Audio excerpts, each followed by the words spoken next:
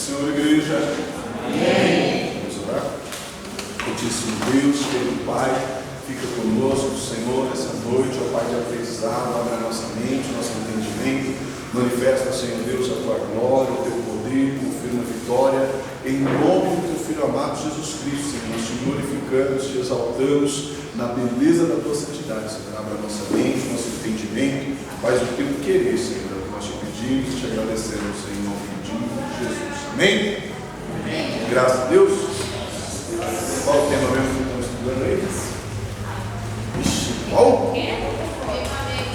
não vi. Qual é o tema mesmo que nós estamos estudando? Avivamento. Nem parece. Ele me falou que eu não vi na sexta. Então nós estávamos examinando o texto de Abacuque, certo? Abacuque, o livro, na verdade, né? O livro de Abacuque. O livro de Abacuque. Estávamos examinando aí o capítulo 3, não foi isso? Sim, né? Então estávamos aí examinando o capítulo 3 de Abacuque. E a grandeza de Deus. Nós percebemos que Abacuque estava diante de uma situação bem controversa, né? Bem complicada, digamos, né? De passagem, que é até parecida com a situação de Jó, né? Uma situação onde muita gente já estava descrente, uma situação onde o povo já estava deixando de lado, né, a sua fé, onde o povo já não estava mais crendo como deveria, certo? Não é isso? Então, nós percebemos que diante do poder e da grandeza de Deus, através da vida aí do profeta, Deus começa agora a se revelar para Abacuque, certo? O verso que nós estávamos examinando era o 17. Porque ainda que a figueira não floresça, nem haja fruto na vide, o produto da oliveira minta, os campos não produzam mantimento, as ovelhas da manhada sejam arrebatadas, e nos currais não haja vaca. Todavia eu me alegrarei no Senhor e me exaltarei no Deus da minha salvação. É normal os pregadores já começarem, né, a ministração em cima desse tema de uma maneira fervorosa, de uma maneira que, né, a gente pense que o que o texto está trazendo é exatamente isso, mas essa não é a realidade de todo mundo, tá? Essa é a realidade de Abacuque. Como que estão os demais? Desanimados, sem fé, mortos espiritualmente. Então, assim, quando vamos entrar nesse contexto aqui, é bom a gente explicar isso para a igreja, tá? Principalmente quem vai ministrar, né? Eu preciso expor o texto, eu preciso colocar a situação, né? Não é todo mundo que estuda Bíblia, né? Só a gente olhar para o lado aí, né? De 100 pessoas, aqui tem 35, né? Então, assim, não é todo mundo que gosta de estudar, de ler Bíblia. Então, assim, as oportunidades que nós temos de mostrar para eles a Bíblia, a gente faz isso, né? Uma oportunidade de ministração, uma oportunidade de palavra inicial, né? Numa reunião que os meninos fazem aqui, os conectados fazem também, né? O Brent faz aqui com os meninos mais novos. Então essa é a situação, nós precisamos expor, né, a história, o texto para quem está aí acompanhando. Então a história geral aqui é essa, né? Está todo mundo já desanimado porque planta e não colhe nada, porque quando consegue ajuntar alguma coisa o inimigo vem e toma. Então assim, isso acabou abatendo um pouco a fé de muitos que já não tinham, né? O povo já estava olhando para o problema e não para Deus, sem saber eles que aquilo que estava acontecendo já era a consequência de quê? Deles estarem longe de Deus. O que eles estavam vivendo já era consequência, já era um castigo, né? Vamos dizer assim, deles terem se afastado de Deus. Porque tudo bem, está claro até aí o texto. Então, essa é uma exegese que nós precisamos expor isso quando vamos entrar aí na situação da administração, tá ok? Nós estudamos então o primeiro ponto do avivamento, que é onde começa o avivamento? Em mim. Eu não posso esperar um congresso, eu chegar a ser avivado, eu não posso esperar uma grande festividade, não posso esperar que isso venha de outro, entendeu? É uma expectativa, eu vou, né, quando aquela pessoa estiver pregando, quando aquela pessoa estiver orando, quando Deus estiver usando aquela pessoa, não. O avivamento ele tem que partir de você. E aí quem mais estiver avivado vai na vibe junto contigo, né? Mas você tem que surfar na sua onda, tá? Você tem que estar ardendo na presença de Deus por si só, né? Você é uma brasinha, quando você junta com outra brasinha, que junta com outra brasinha, aí a gente vira um fogaréu, entendeu? Essa é a questão. Ninguém também vai ser um homem chama, uma mulher chama sozinho, né? Cada um de nós é uma partícula, é um carvãozinho dentro dessa questão do avivamento, tá? Mas eu não consigo participar de um avivamento se eu em si não estou avivado, ok? Se eu não entendo que eu preciso fazer parte disso e que eu preciso dar um start, né? Eu preciso dar o início, eu preciso puxar essa responsabilidade para mim. Outra questão, que é exatamente isso que eu falei, né? Como que a gente pensa que vai começar um avivamento? Assim, na nossa ideia, na nossa perspectiva, naquilo que a gente vê hoje acontecer. Um grande movimento, uma grande reunião, uma coisa, vem todo mundo preparado, né, para a igreja, uniformizado, né, camisa do congresso, toda aquela situação, aquela preparação, e a gente pensa que esse é um ambiente perfeito para acontecer um avivamento, quando na verdade o ambiente perfeito para promover um avivamento é esse que Abacuque está vivendo. Um ambiente de choro, de frustração, um ambiente onde o meu intelecto já não está adiantando muito. Você percebe que enquanto Ana ela está dialogando enquanto esposa, enquanto ela está dizendo que tem direito, enquanto ela está ali replicando com Penina, enquanto ela está discutindo com Eucana, ela não arruma nada. Enquanto ela está usando as suas forças, o seu intelecto, ela não arruma nada. Enquanto ela está usando os seus argumentos, enquanto ela está expondo para homens, ela não arruma nada. Quando ela se derrama diante de Deus em humilhação, quem sabe ela dizendo, já esperei 10 anos, vou depositar minha oração nos pés do Senhor aqui, quem sabe em algum tempo Deus me ouça. Quem sabe Deus me ouça dentro de um espaço de tempo. Nem ela acreditava que ia ser tão rápida a resposta, mas porque ela estava no ambiente propício. E quando eu digo um ambiente propício, irmão, não é externo, tá? Não é dentro da igreja, não é perto do profeta, tá? Não é externo. O ambiente perfeito está acontecendo dentro dela. Lembra que eu falei na outra aula? Ela sai do ambiente de dor. Ela saiu do seu ambiente de dor. Sabe? Né? Eu não consigo, eu não posso, mas tá entendendo? O ambiente de dor não é o lugar onde eu estou, é o que eu estou vivendo internamente entre eu e Deus. Você vê que todo mundo olha para Jó como um coitadinho, um miserável, como alguém que estava, né, sofrendo muito, mas Jó em nenhum momento ele está no lugar da dor. Em nenhum momento. Você vê que toda a resposta e a ação dele, quando ele está sendo confrontado pelos seus amigos, é de exaltação a Deus. É de que Deus não ia desamparar ele. Então assim, as outras pessoas estão olhando para ele numa perspectiva, numa ótica. Mas e a visão dele quanto a isso? Vocês estão vendo nada. Vocês estão enxergando nada. A mesma questão lá do cego, né? Bartimeu, que aí Jesus passa e cada um ali querendo um milagre, cada um ali querendo uma coisa, e o que sai da boca do cego mostra que ele estava enxergando mais do que todo mundo ali, né? Ele pede para si salvação, não pede para ver, pede para ser salvo. Jesus, filho de Davi, com essa palavra ele está dizendo, eu sei que é você que veio para nos salvar, eu sei que você é a resposta das minhas orações. Aí Jesus faz uma oferta para ele. Porque Jesus chama ele e fala, você quer ver?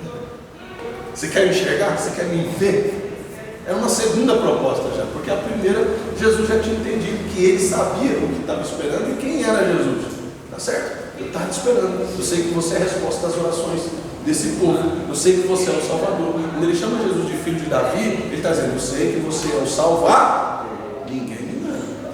Aí Jesus olha para ele e diz, já que você entendeu, já que você já está um passo da salvação, você quer mais o quê? Você quer enxergar também? agora. Duas bênçãos na mesma oração, só se for agora. Só se eu estiver ficando doido para não querer. Tá certo?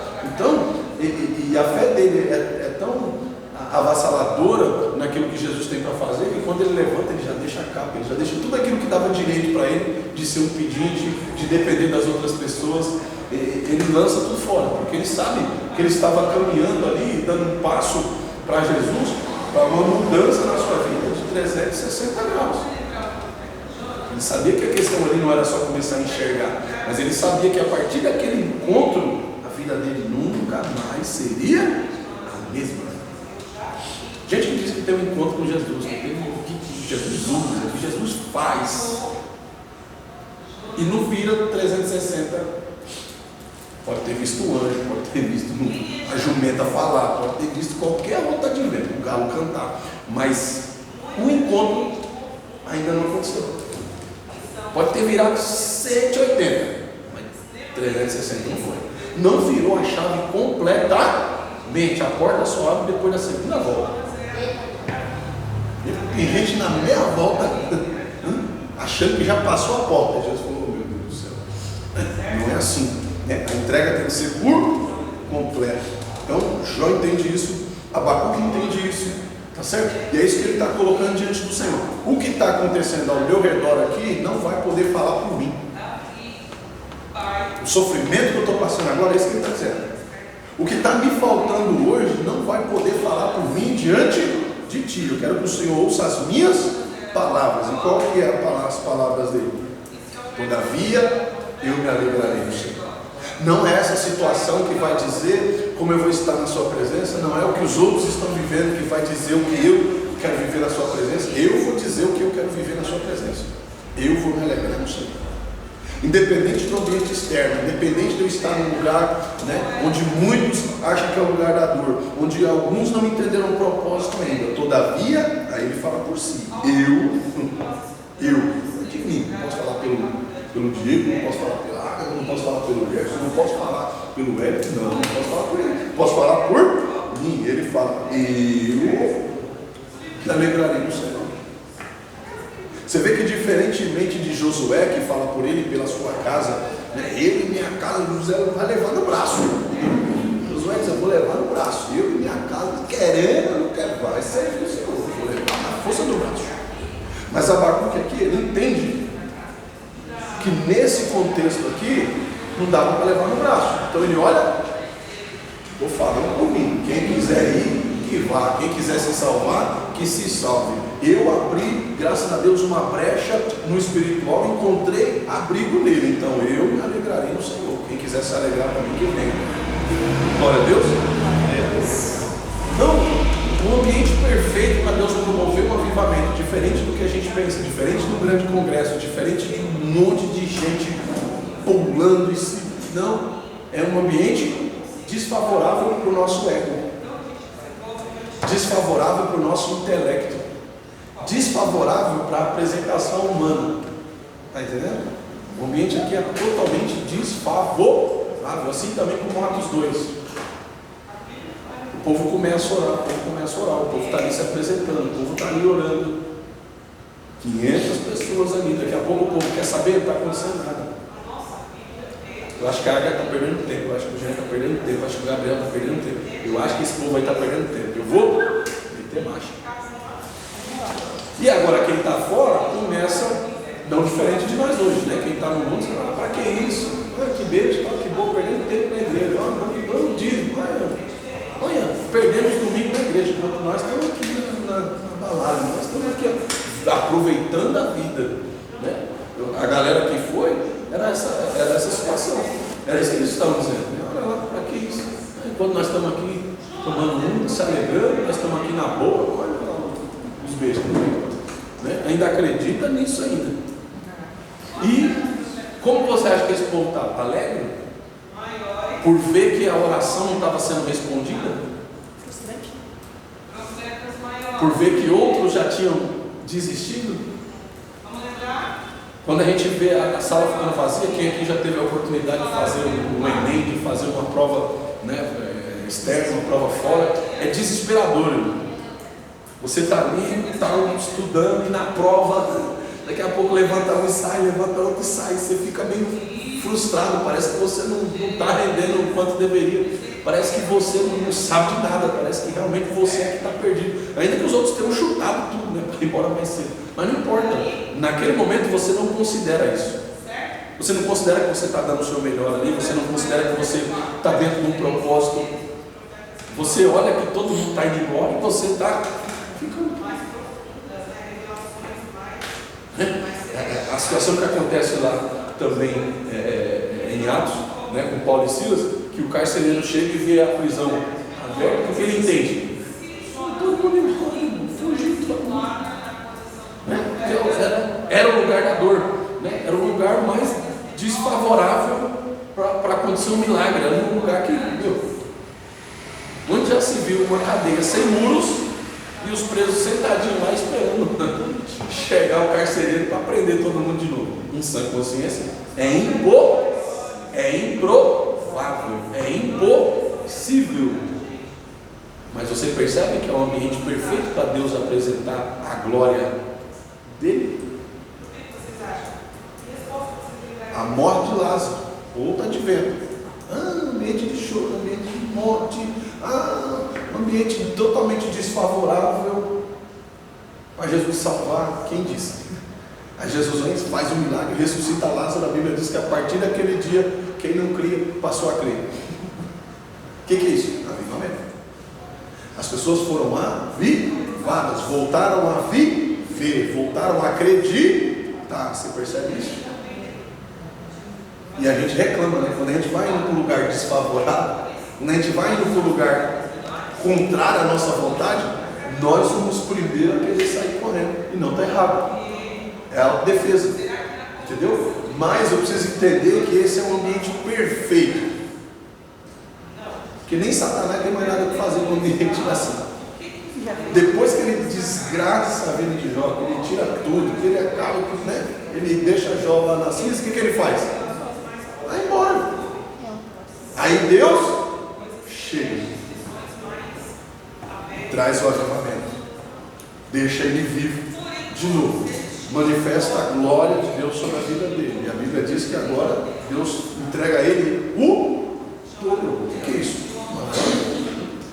Jó viveu um grande avivamento. É tanto que depois ele testemunha, né? Antes eu te conhecia de ouvir falar, eu te conhecia das histórias que eu ouvia, que o Senhor abriu o mar, que o Senhor tirou o seu povo com mão forte do Egito, que o Senhor fez grandes maravilhas. Mas agora, depois dessa prova, depois dessa luta, depois dessa perseguição, depois de toda essa perca, agora os meus olhos, agora eu estou vivo, agora ninguém me engana mais não, agora ninguém me passa rasteira, ninguém passa a mão na minha boca mais. Agora eu consigo te ouvir e te ver. Glória a Deus. E a gente já logo no mundo, né? Quando começa aí. Quando Deus começa a levar a gente para um particular assim, a tendência nossa é reclamar, é murmurar. Mas o que Deus está querendo? Um particular. Entendeu? Tem que ser perguntado, desculpa. Eu lembro que, ainda falando da parte da morte de Lázaro, que em um dos ensinamentos que você deu, não vou me recordar exatamente, você comentou que você, se não me engano, você e a pastora participaram de um funeral. Sim. E dentro desse funeral tinha alguns crentes reunidos no local e foi onde Deus ele desceu, avivou o povo. Num velório. No velório, isso. O que é isso? Um ambiente. Quem espera uma manifestação de Deus, as pessoas se alegrarem, a família conseguir sentir a presença de Deus dentro do velório. É só Deus para fazer um negócio desse. É só Deus para fazer um mover assim. Você entende? Não tem nada, não tem nenhuma ação humana, ninguém tem quem que vai. É totalmente fora, é totalmente desconexo. Tá? Por que muitas das vezes hoje talvez não experimentemos grandes avivamentos em situações dessa proporção? Porque nós somos os primeiros a correr, nós somos os primeiros a fugir, nós somos os primeiros a desistir. Porque parece que toda a situação está contrária. Deus não vai se apresentar aqui.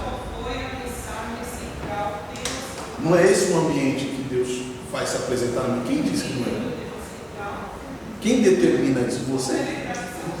É você que determina o lugar de Deus agir, a maneira de Deus operar, é você que escolhe isso, é você que decide isso.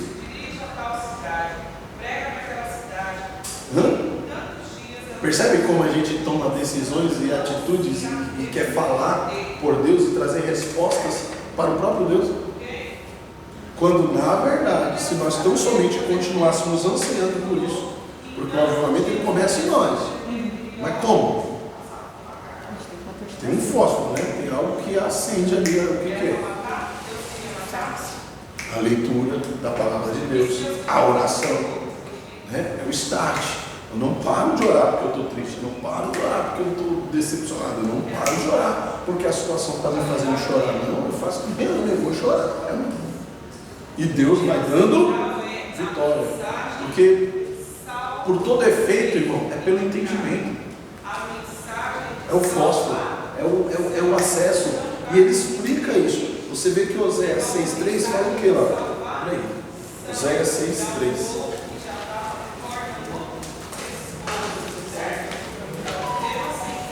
Eita, 6,3. Pode ler. Conheçamos e prossigamos em conhecer o Senhor. Como conhecer a sua vinda é certa. Ele descerá sobre nós como chuva fora de época que rega a terra. 6,3? 6,3. Deu 4, 6. 4? 6. 4, 6? É. O meu povo está sendo destruído, pois lhe falta o conhecimento. Pelo fato de vocês, sacerdotes, rejeitarem o conhecimento, também eu os rejeitarei, para que não sejam mais sacerdotes diante de mim. Meu povo está sendo destruído por quê? Por falta de conhecimento. Conhecimento. E qual o conhecimento que Deus espera que a gente tenha? A ciência, a astrofísica, qual que é o conhecimento que está além da minha compreensão? É a pá, mas ela não já está conosco. Ela não estava com eles, a palavra não estava lá. Mas eles tinham um livro, eles tinham uma letra. O que estava faltando para eles? Conheci, e o conhecimento não é da letra, o conhecimento do mover e do agir. Então você percebe que não é só eu saber o que está escrito, porque a letra até o diabo conhece. O Satanás conhece a letra melhor que eu, e você pode recitar a Bíblia inteira de cor salteado. Eu posso recitar o Salmo 91, o capiroto lá, ele vai me recitar ele 10 vezes, porque ele não tem medo do que está escrito. Se eu não entender o que está escrito, se eu não trazer para mim o que está escrito ali, a letra em si, tiro de letra. Tem Bíblia dentro do seu espírito, tem Bíblia lá. Por que, Satanás? Não tem medo do que está escrito aqui. É uma verdade, ele não pode mudar o que está escrito aqui, ele sabe o que está escrito aqui. Ok? Agora, quando isso aqui começa a acender algo aqui, aí ele começa a se preocupar. Quando o crente começa a guardar no coração aquilo que está aqui, aí Satanás começa a tremer na base, porque ele entende que não é só a palavra, que não é só a pregação, é a revelação de poder que está fluindo dentro de você. Em Mateus capítulo 22, Jesus repete isso, né? Ele recita que verdadeiramente o povo foi destruído porque faltou conhecimento, faltou entendimento, faltou compreensão, faltou. Oséias 4,6 também foi destruído. O meu povo foi destruído porque ele faltou conhecimento. 6,3. Conheçamos e prossigamos em conhecer o Senhor como a água. Será a sua saída, ele será como chuva seródia, que rega a terra. O que isso quer dizer? Ele vai vir e te trazer o crescimento. Ele vai ser como aquela chuva que vem sobre a semente e faz ela brotar, faz ela crescer. É isso que ele vai fazer. A palavra de Deus tem esse fluir na minha e na sua vida. A palavra de Deus vai trazer esse crescimento. alimento que tanto nós precisamos. Você consegue entender isso? Que verdadeiramente nós possamos compreender que Deus está acessível e disponível para aqueles que o desejam e o querem e o adoram em espírito e em verdade. Que verdadeiramente nós possamos trazer esse fluir para nós, tá certo? Então, além do avivamento começar em mim, ele vai usar alguns starts, algumas situações que estão nela, a leitura da palavra de Deus, tá certo? Você percebe, o rei Josias ouve, né? Nós estudamos isso há pouco tempo, né? Lá em seminários, né? Ele ouve o que tinha acontecido com os outros reis, ele vê aqueles que estavam mais próximos dele, o exemplo, e aí ele pesa, e a primeira coisa que ele faz quando ele assume é o quê? Ele traz a Bíblia, ele traz a palavra, porque aqueles que não andaram na palavra pereceram, caíram. Então, se eu quero ser bem sucedido, traz a palavra aqui, que eu não quero reinar sem a pão, eu não quero começar mal já não. Né? Sei que eu tropeço na frente, mas eu já sei o que é certo, eu vou andar em cima do que é certo. Tá certo? Tudo bem até aí? A palavra de Deus, infelizmente, em alguns lugares, ela foi distorcida. Porque a pregação nunca foi para dizer que eu sou grande, ou que eu sou melhor entre os meus irmãos, ou que eu sou melhor do que os meus irmãos, ou que eu sou mais queridinho de Deus. Esse nunca foi o intuito da palavra. A palavra, o intuito da palavra é colocar a gente no nosso lugar. A Bíblia fala que o Espírito Santo é o quê? Consolador. E o que a gente pensa que o Consolador faz? Vai ficar passando a mão na minha cabeça que eu estou chorando, o Espírito Santo vai sentar aqui, vai ficar me analisando, dizendo para mim não chora. Aí você vai ver qual que é a função do Espírito Santo. É consolador. Ele vai te avisar, olha, tem esperança, olha, tem salvação para a sua vida, olha, Deus quer te salvar, isso é consolo. Diante de tudo que você viveu, diante de tudo que você passou, tem uma esperança. Deus tem um lugar reservado para você. Isso é o consolo. Mas qual que é a função do Espírito Santo na vida do crente? Convencer ele do pecado. O amiguinho que está ali toda hora, isso aí está errado. Isso aí não pode. Não era para ser o contrário? Você é o consolador, para dizer, não, está tudo bem, você errou, está tudo certo. Fique em paz, Deus já perdoou, Deus já esqueceu. Não, ele vai ficar lá, cuidado. Você está lá beira dos IFA. Você está mais perto do cara aqui do que do outro lado. Cuidado. Ele veio para convencer a gente dos nossos pecados. O pecado do meu irmão não é dos meus pecados. Ele veio para convencer o homem do pecado, da justiça. O que é justiça? Um ferro fere, um ferro será ferido. Com a medida que medir, você também será. Justiça e juízo. O que é juízo? Saber que Deus não vai deixar passar em vão nada do que aconteceu na minha vida, nem na sua vida, porque a Bíblia diz que todos nós vamos comparecer no tribunal de Deus para prestar conta. E isso daqui? E isso daqui? E isso ali? Senhor, isso aqui foi ficar no Diego, não. O Diego é ver no Diego. Aí você tem que envolver ninguém, porque é nós dois. Não você querer terceirizar, bota um sermãozinho, aí a gente volta lá no erro de Eva, sabe pensar. E não, mas foi a mulher que sofreu. O negócio aqui com ela, depois eu trato. Agora o negócio é com você, meu irmão. Isso era a cabeça, era para você ter tomado frente, era para você ter repreendido ela, para você ter colocado. Então você vai ter seu pago. Ô mulher, agora é a sua vez. Não foi a serpente, não, mas você também vai ter as suas consequências. Juízo, justiça, certo? Não, mas a serpente também vai ter o pago dela, mas não é porque a serpente enganou ela se deixou enganar, enganou Adão, que a culpa ia cair só sobre ela, não. As consequências foram para todos. O que é isso? Juízo. Você entende isso? Você vê como que a gente fica mais crente, quando a gente entende o papel do Espírito Santo em nós, a gente começa a respeitar mais a Trindade. Porque a gente pensa que blasfemar contra o Espírito Santo é só alguém olhar e dizer, o Espírito Santo não existe, eu não creio no Espírito Santo. O Espírito Santo está pouco se lixando para quem não acredita que ele existe. O negócio é para quem sabe que ele existe.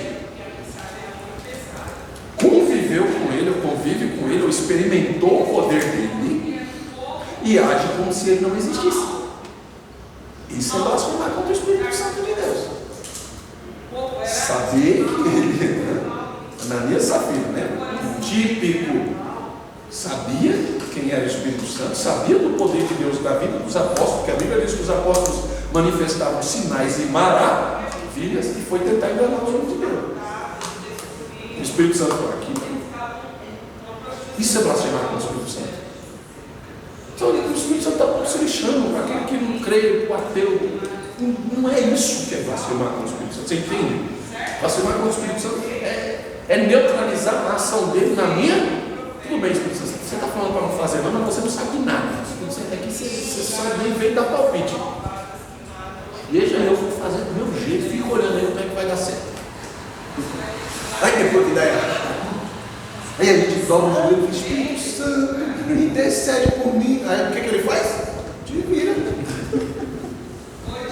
Eu estava aí, te orientei, te ajudei, te falei, você fez tudo mal. Agora resolva o problema assim. Nós já estudamos as características, né? De Deus Pai, do Espírito Santo. Sim ou não? Porque até então a gente não sabia que o Espírito Santo matava. Não, o Espírito Santo mata. Quem matou Ananias e Safira não foram os apóstolos. Foi o Espírito matou. Quando a gente entende isso, a gente começa a respeitar mais a pessoa do Espírito Santo. Ele tem vontade própria. Você consegue entender isso? Você percebe por que muita gente erra diante de Deus? Porque olha para a pessoa que está sentada na porta do boteco com um copo de cerveja, ou de pingo, ou seja, do que for, a gente acha que eles estão blasfemando contra o Espírito Santo, quando na verdade somos nós que estamos o fazendo. Se não vigiarmos as nossas ações e intenções diante de glória a Deus, Glória a Deus. ensinamento de avivamento. Aleluia. Você percebe isso? Porque se não avivar aqui e aqui, a carne é só carne. A carne até depois de morta ela se mexe. Você sabia disso? Tem gente da medicina aí, né? Eu estudei alguma coisa rasa, né? Mas um pouco de conhecimento que eu tenho, eu sei que o corpo, mesmo depois de morto, ele dá espasmos, se mexe, faz barulho. Sabia não? Pois é. Então cuidado, irmão. Cuidado. Porque lata vazia faz mais barulho que lata cheia. Vaso, vou traduzir, vaso vazio faz mais barulho do que vaso cheio. É só derrubar no chão para você ver. O que está cheio, o cara faz. E o que está vazio? É ou não é? Só que o que o povo gosta de ver? Lata vazia. O povo gosta de ver a barulho. Porque é sinal de avivar. Quando não passa de osso seco. Alguém questiona Paulo, diz: Paulo, você parece que está meio vazio. Você não fala muito em mistério. Parece que você é o menos crente dos pregadores aí desse tempo. Sei o que está acontecendo com você, Paulo. Você não acha que você está vazio? Não, Paulo falou: não, vocês que não sabem o que é cheio e vazio. Vocês que estão enganados com o conceito do que é cheio e do que é vazio. Porque eu não vou ficar aqui falando, pregando para vocês em línguas. Porque os 20 minutos que eu falar em línguas, nenhuma hora da pregação, vai ser perdido para vocês, porque vocês não vão entender nada do que eu falei em mistério. Mas o que eu falar na língua de vocês vão entender e vão levar para casa. Querendo ou não querendo. Ainda que leve a palavra para a vida do outro, mas você vai pegar. Não, isso aí para mim não serve, isso aí não serve pouco, mas passou por você. A função do pregador foi feita, que é pregar, é anunciar a palavra. O que você vai fazer com ela já não é responsabilidade do pregador. O que eu vou fazer com a palavra que me foi pregada já não é responsabilidade do pregador, é minha. O que eu vou fazer com a palavra que foi pregada, a palavra que foi ensinada, aí é de total responsabilidade minha, certo? Quando a palavra de Deus ela é pregada verdadeiramente como ela tem que ser ministrada, ela vai me convencer dos meus pecados, dos meus erros, das minhas falhas, tá certo? Então, nós vamos buscar diante de Deus o perdão, nós vamos buscar diante de Deus a resposta, né, para que Ele venha nos aliviar desse peso do pecado, da transgressão da nossa alma. Então nós possamos agora voltar a buscar a presença de Deus. Você vê que quando Josué agora vai assumir um grande exército, o povo agora ainda está em guerra. Sim ou não? Quando Josué ainda tinha guerra? Tinha. Josué agora assume o comando do povo, ok? Josué primeiro, Josué assume o comando do povo. Então, se eu estou assumindo um grande exército, vamos lá, você tem que se preparar para ir para a guerra. Qual que era o normal? A melhor espada é a minha, o melhor escudo é o meu, eu sou o general do exército. Sim ou não? Eu quero a melhor armadura, tá certo? Só que antes de Josué começar a se preparar, eu falo para ele, comece a sua armadura pela palavra. Sua armadura tem que começar por aqui, ó. Medita nela, de dia, de noite. Antes de você ir afiar a espada, antes de você ir alisar seu escudo, antes de você ir colocar sua armadura, medita nela. De dia e de noite, que é ela que vai te dar o direcionamento, ela que vai te dar a vitória, ela que vai te ajudar a ficar de pé. Pô, José, ele tinha ajudado praticamente a escrever muitas das coisas que Moisés, das revelações de Moisés, ele ajudou a escrever. E Deus falou, isso não faz de você melhor do que quem não escreveu. Isso não faz de você melhor do que os outros. Então, mesmo você sabendo, você continua meditando. Você continua se aprofundando. Você consegue entender isso? Porque a palavra de Deus, de fato, ela é para quem quer ser salvo.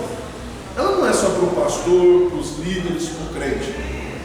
Isso aí é coisa de pastor. Conhecer a Bíblia, conhecer os livros, isso aí é coisa de diácono. Isso é coisa de missionário.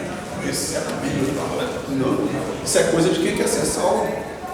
E eu não estou falando de você que talvez tenha um problema de leitura, não consiga assimilar, né, a leitura, mas o que você vai fazer? Ouvir. Você vai vir para o ensinamento, que nem a gente está aqui, você vai prestar atenção. Às vezes você acha que não está nem aprendendo nada. Tem um aluno aí que direto vai falar, eu acho que eu não estou aprendendo nada, tal, eu não sei se eu nem venho mais para o ensinamento, eu vou anotar, não consigo, eu tal, beleza. Não esquenta não, que na hora certa Deus vai te mostrar que você aprendeu. Porque a Bíblia diz que o Espírito Santo nos faz lembrar. Por que lembrar? Porque eu esqueço. Eu sou carne.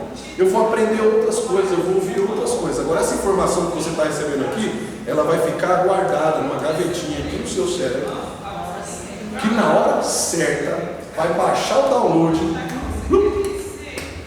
e você vai achar essa informação. Duas, né, alunas, na verdade. Tem uma que viajou, eu não sei o que eu vou fazer, chegou lá, sentou numa sinuca de bico lá, envolveram ela na palavra, ela saiu, beleza. Mas todos falaram assim, eu respondi assim, falei, tá certo, parabéns. Eu queria saber se era isso mesmo, respondeu certinho. E achava que não sabia.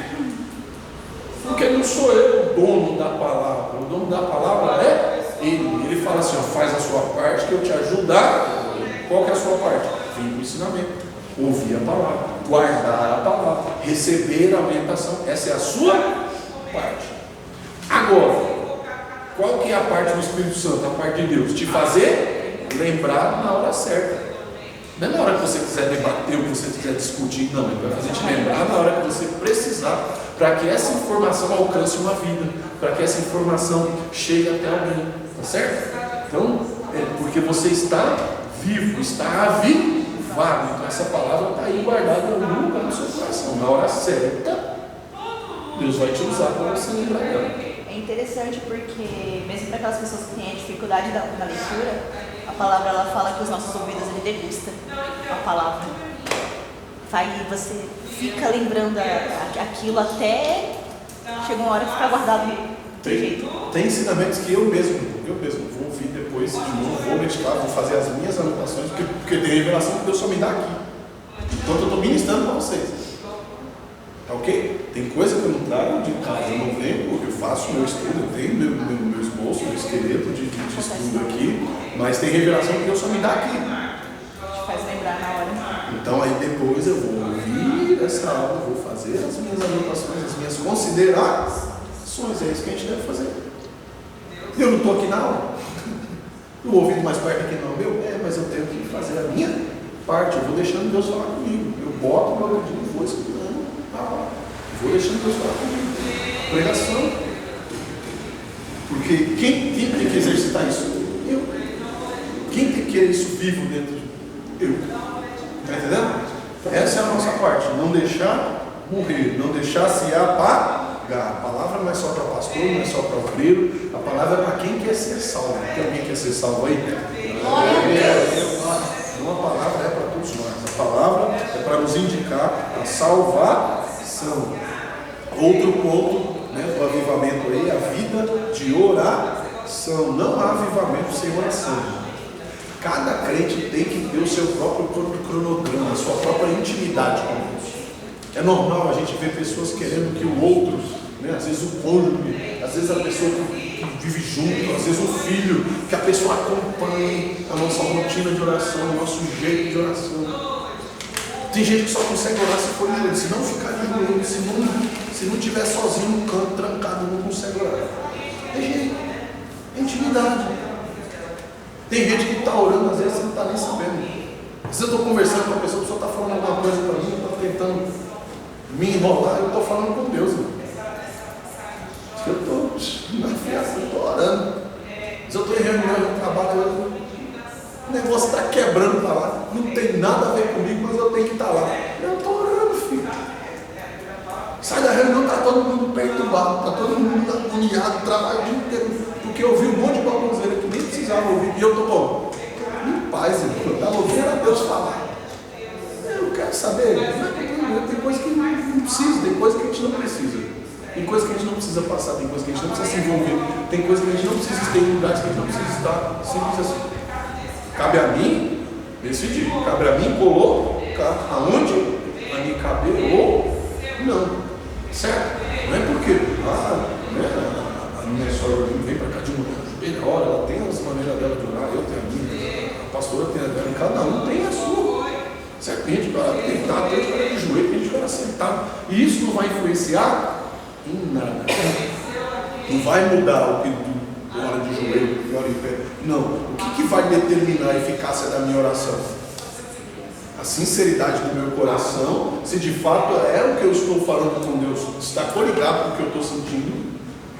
Um dia eu falei com alguém, eu fui obrigado a dizer para Deus que eu estava querendo torcer os pés, eu não podia orar assim, Senhor, dá uma chuva de graça, uma chuva de bênção, porque Deus sabe que não é aquilo que está no Senhor. Graças eu te dou por eu não ser um anjo. Graças eu te dou por eu não ser onipresente. Senão agora eu estaria lá sufocando alguém.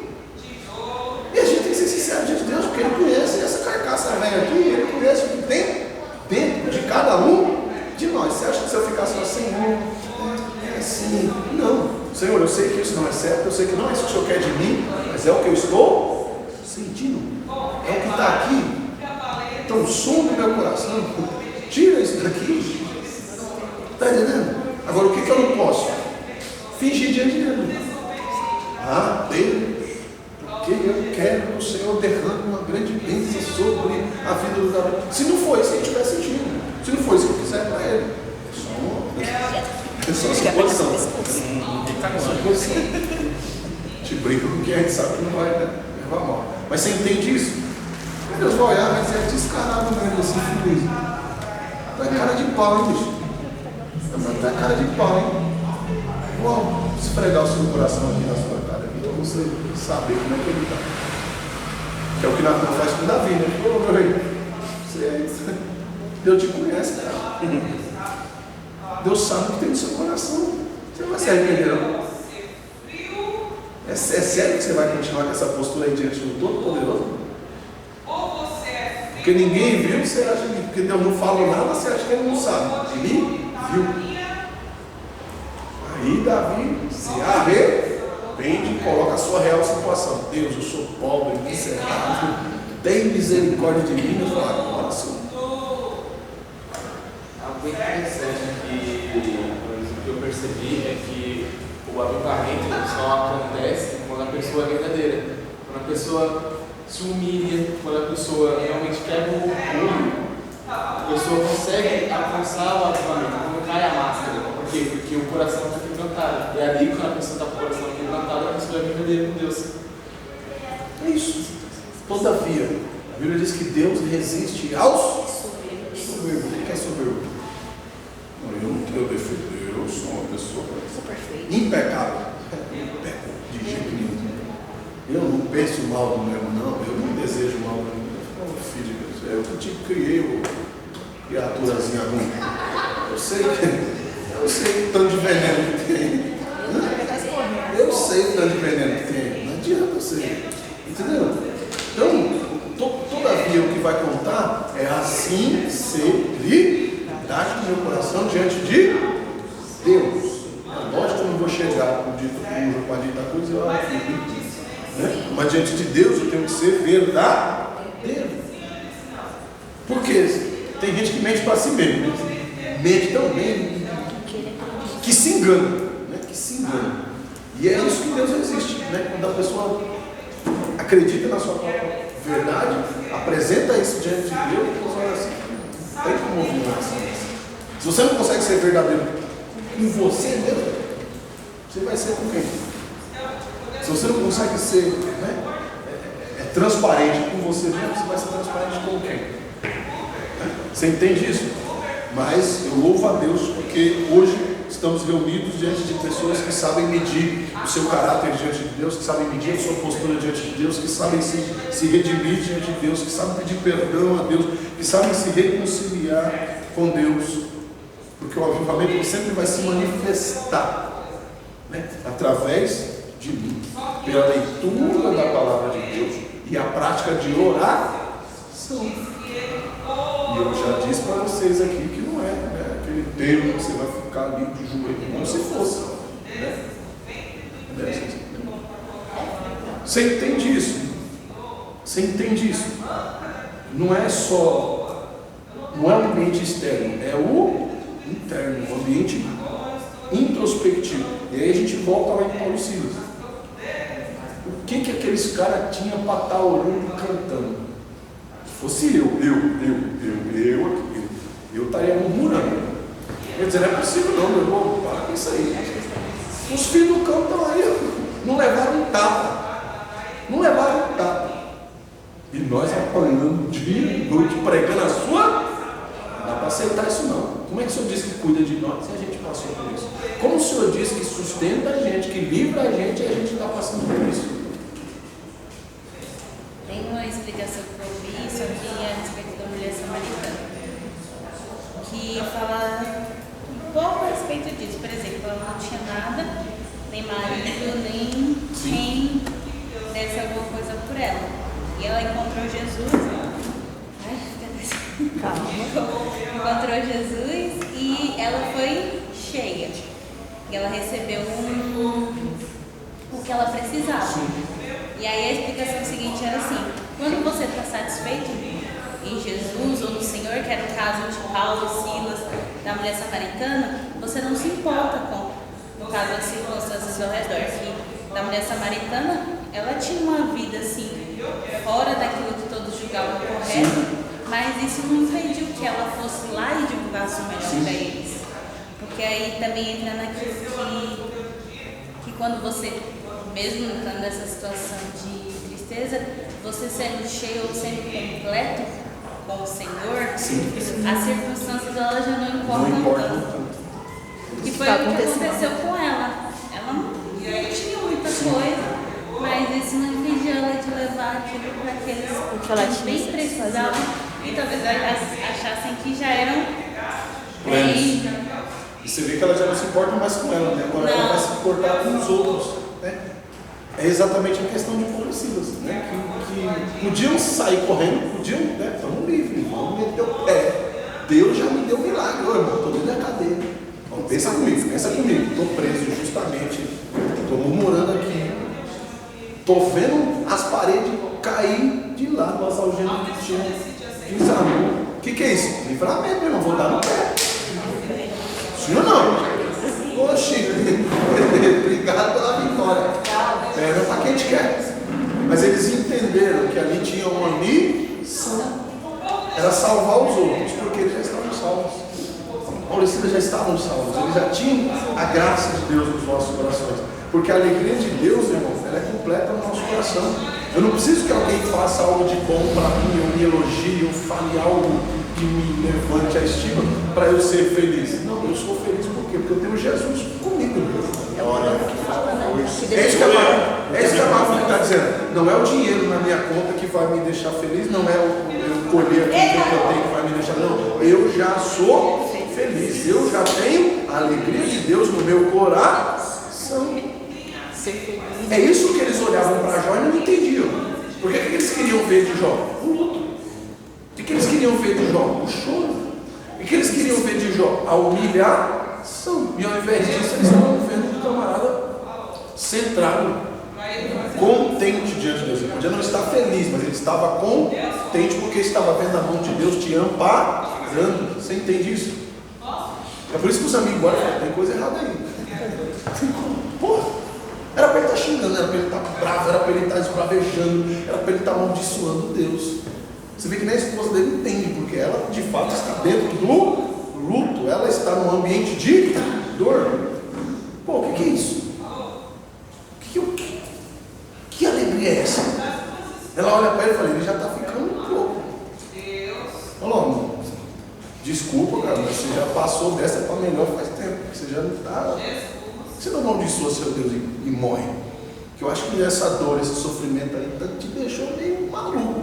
Porque parece que você não está entendendo o que você está vivendo. Entendeu? Ela olha para ele dentro do seu ambiente de dor e ela queria que ele estivesse dentro desse ambiente de dor. Ao invés disso, ele está como? Eu sei que o meu Redentor vive.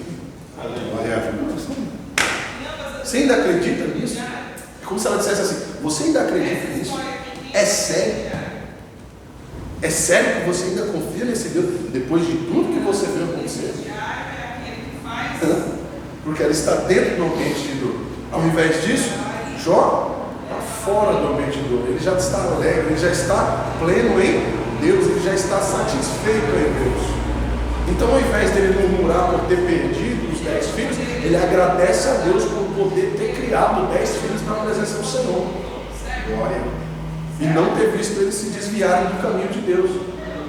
Morreram reunidos, como uma família. Quem sabe ali, fazendo as suas orações, como Jó sempre ensinava para eles, cumprir o meu propósito. Tá certo? Você percebe com duas perspectivas diferentes dentro da mesma circunstância? Só que Satanás sempre quer que a gente olhe por fora, pela perspectiva da dor, pelo lugar de sofrimento, pelo lugar de transtorno, por aquilo que deu errado e a gente não percebe aquilo que Deus está fazendo. O próprio Paulo fala sobre isso em uma das suas cartas, que ele aprendeu a viver contente, independente da situação. Sabe o que é estar abastado, já sem ter dinheiro no bolso e sem não ter nada.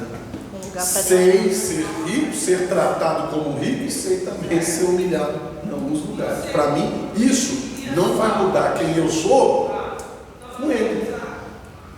Porque é fácil eu chegar no culto de domingo numa semana que deu tudo certo. Paguei as contas que tinha que pagar, não tive nenhuma controvérsia com ninguém, não tive nenhuma reação. Foi uma semana assim que parece que Satanás estava de férias. Esse culto eu vou chegar aqui voando. Só que aquela semana que foi controvérsia, aquela semana de Jó, que você nem falou nada, você já está discutindo com você. Que parece que você está falando outra língua, né? Parece que você está falando outra língua. Às vezes você está ali no ambiente dentro do trabalho, você fala uma coisa, o que aconteceu aqui? Eu não sei o que aconteceu. Né? Você fala, o que houve? Né? Que bicho te mordeu? É assim, né? Um cliente, um amigo, um filho, esposo, esposo. Sim ou não? Né? Aí a gente já chega aqui, meu, aqui gosta, o que eu vou apresentar para Deus? O que eu vou? Eu estou só os carros. É a matéria-prima perfeita para Deus promover um avivamento.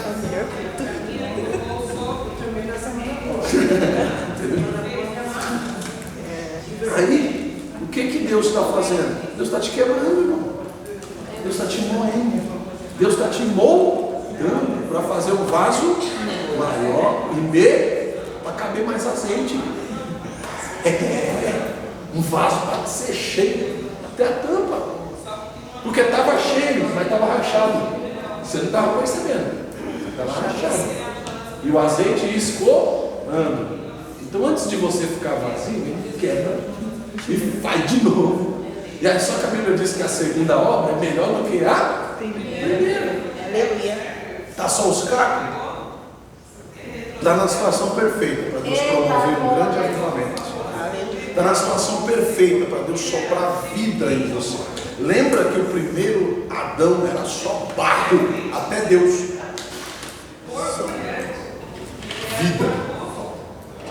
Vida. Um sopro de Deus é o suficiente para trazer vida em nossos corações. E é isso que Jesus apresenta. Quando Jesus vem e se manifesta, ele fala assim: eu vim para que vocês tenham vida. Que vida é essa que Jesus está falando? Não é de ter negócios bem sucedidos, não é de está entendendo? Essa vida que Jesus está falando é isso, é essa vontade de viver para Deus. Que às vezes não tem nada a ver com saúde. Às vezes você pode estar doente, ter alguma enfermidade, morrendo, que era a situação de Jó, mas está vivo. Não quero saber dessa situação que eu estou passando. Eu estou vivo, eu tenho vida, eu sou a. Lembra, tem até uma cantora aí, né, que faleceu de câncer um tempo atrás, Ludmilla. Irmão, quem não sabia do problema daquela mulher, nunca na vida ia dizer que aquela mulher estava morrendo. Porque até o último dia de vida dela, ela louvou, engrandeceu o nome santo do Senhor. Porque tinha vida, tinha unção, tinha poder de Deus dentro de si. Aleluia. Fabiana Anastácio. Outro vaso, irmão Lázaro. Pessoas que sabiam que estavam doentes, estavam ali. Irmão, talvez se fosse um de nós, como o ensinamento que nós tivemos aqui, não vou nem para a igreja mais, porque Deus permitiu uma situação dessa comigo, porque Deus não gosta de mim, porque Deus me escolheu para me trazer o mal. Não tem nada a ver. Eu acho que Deus não gosta de mim. Sim ou não? Agora, quando a pessoa tem vida, ela pode estar andando rumo à morte, ela vai ter vida. João, vamos te jogar um tacho de óleo quente, pois eu vou entrar no mistério. Nós vamos te levar para a ilha de Pátio, onde só tem animais ferozes. Mas é lá que Deus vai falar comigo. Em nenhum momento você vê ele tentando fugir, em nenhum momento você vê ele tentando correr. Não. Ele arrumou papel e caneta. Aí, Pátio. O cara viveu alguns meses, tira lá historiadores, né? Quem sabe alguns anos, numa ilha com animais ferozes. E sobreviveu. Quando os ladrões, os bandidos que eram jogados lá, caíam na água, os animais já iam buscar dentro da água. Entende isso? Animais ferozes, animais carnívoros. Não estamos falando de um zoológico, dos animais presos, não, estamos falando de uma ilha. Animais ferozes, animais que realmente estavam ali com fome. E os ladrões eram jogados ali para aquela finalidade, para morrer mesmo. Aí João monta um barraco, aí ele bate e vive lá. E recebe as revelações do fim dos tempos. E ouve a voz de Deus e o céu aberto. O primeiro catachou da história. O cara está lá na ilha sem nada, humilhado. Para todo lado, Deus, o que o Senhor quer de mim? O que o Senhor está fazendo aqui? Ele vai dizer, eu vi. Isso que ele está falando, eu vi. Ele assistiu. Deus mostrou assim. Assiste aí, ó. Veja. E ele começa a ver toda a revelação do que ia acontecer, daquilo que nós ainda estamos para vir ver. Num momento de dor, num momento de frustração, num momento de humilhar, abre os teus olhos para enxergar, gente. Abre os teus olhos para ver, seca um pouco essas lágrimas aí, deixa Deus falar com você. Ouça a voz do Senhor no meio de todo esse turbilhão, no meio de toda essa situação. Para de querer fugir, para de querer se debater. Ouça e veja aquilo que Deus tem para mostrar para você. Se já está agoniado, querendo resolver algumas coisas, então eu vou lá, eu vou resolver, eu vou fazer, eu vou para. Não quero que você faça nada, né? Você pare. Pare. Quer parar? Você pare.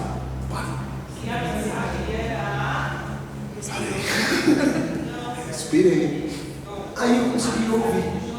Aí eu consegui ver. Aí eu consegui entender. Às vezes a gente está muito acelerado, às vezes é só que a gente breca um pouco para conseguir enxergar, para conseguir ver. E é o que está acontecendo. Um João, diante de toda essa situação, tinha tudo para ir murmurando, já vou correr. Os animais falam, meu Deus, é para a morte. Mas não, ele já vai no meio do caminho. O que será que Deus quer comigo naquele lugar? Olha a perspectiva. O que será que Deus quer comigo? Por que lá? Por que Deus está me separando assim? Essa é a pergunta. Por que Deus está me separando assim? Por que Deus está tirando todo mundo de perto? O que Deus quer falar? Coisa que é particular. Tem coisa que é segredo. E segredo Deus só fala para quem é íntimo. Deus não vai falar enquanto você estiver cercado, rodeado de pessoas que não compreendem o manifestar e o agir de Deus na sua vida. Deus vai te separar para que você possa ver, ouvir e Deus te rever. E depois é isso. Quem tinha levantado? Passou. Amém. Dá vontade de espirrar. Tudo certo aí? Eita glória! Tem alguém avivado aí? Aleluia. Glória a Deus. Mas você percebe que aquele ambiente de Paulo e Silas era totalmente desfavorável, pelo menos para mim, tá? Olhando assim, eu no lugar dos dois. Para mim, era um ambiente totalmente desfavorável para a manifestação da glória. Irmão, depois de apanhar, depois de passar vergonha no meio dos outros, por muito menos eu já não quis vir na igreja. Já ouvi uma palavra, às vezes, maldita, mal falada contra as outras, eu já fico aí, cara. Você imagina louvar? É difícil, não é? Mas a Bíblia diz que eles oravam e cantavam hinos a Deus. E foi o suficiente para Deus trazer um avivamento. De maneira que quando caiu tudo lá, nem os outros presos que não serviam a Deus fugiram. Por que eles não fugiram? Eles quiseram ficar ouvindo Paulo e Silas cantar e pregar. Se envolver. É por isso que ninguém fugiu. Eles ficaram ouvindo a pregação e o louvor de Paulo e Silas. Quando o carcereiro chega e fala, fugiu todo mundo, mas não sai agora, nunca vou dar conta desse povo. Paulo e Silas, não, fique tranquilo, está todo mundo aqui, tem lugar para você também, 7. O carcereiro falou, isso aqui não é possível. Como que pode? Por que vocês ainda estão aí? Aí Paulo e Silas, olha, tem lugar para você também, senta aqui e recebe a palavra. Porque tem salvação para sua casa, tem salvação para sua família. Crê no Senhor Jesus e será salvo tu e a tua casa. Tem um lugarzinho aqui para você também. Você entende como a graça de Deus envolve, como o poder de Deus envolve? O inimigo quer que você envolva as pessoas no meio da tristeza, no meio da sua situação, no meio daquilo que deu errado. Mas Deus está te dando uma oportunidade de compartilhar Cristo, de levar Cristo, de levar a palavra, de trazer um grande mover de Deus sobre a vida de alguém. Você entende isso? Então eu não devo orar querendo experiências espetaculares. Esse é o segundo erro que nós temos. Porque eu vou começar a orar e vai começar um grande mover, um grande manifestar. E aí você começa a orar e você não ouve nem passarinho cantar, nem barulho de grilo na janela, você não escuta nada. Nada. Silêncio. E você acha que Deus não está falando. Você acha que Deus não está contigo. Mas nós não devemos orar querendo alguma resposta espetacular, algum mover extraordinário. Você entende isso? Hã? Então por que eu oro? Porque é alimento.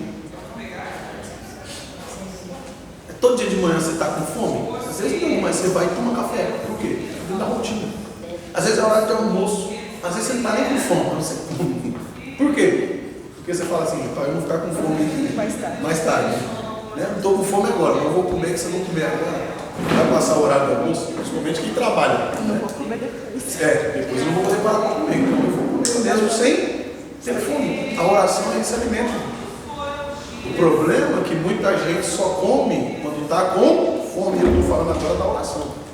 Só ora quando Deus aperta. Só ora quando entende, não tem um que ali para acontecer. Falando desse tipo de oração, bem no começo do meu ministério, os antigos, mais antigos na caminhada cristã, usavam uma expressão que é bem diferenciada. A oração é como se fosse uma poupança. Você não tem projeto de gastar ela agora, mas você guarda, porque vai chegar uma hora que você vai precisar e não vai ter, e ela vai estar lá. Vai ter uma hora que você não vai ter força para orar. É isso. Tem hora que você não vai ter força para orar. Tem hora que o desânimo vai ser maior. Você olha para Elias, né? Quantas orações Elias fez na caverna? Nenhuma. Mas ele tinha o seu estoque de orações.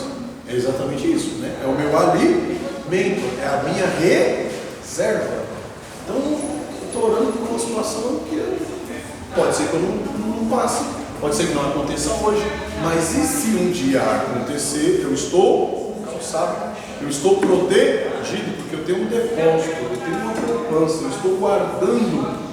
Né? Tinha um diácono na igreja de mulher que dizia assim: quanto mais oração, mais poder. Eu gosto até de orar. Bom Paulo, né? Diácono Paulo, né? Senhorzinho.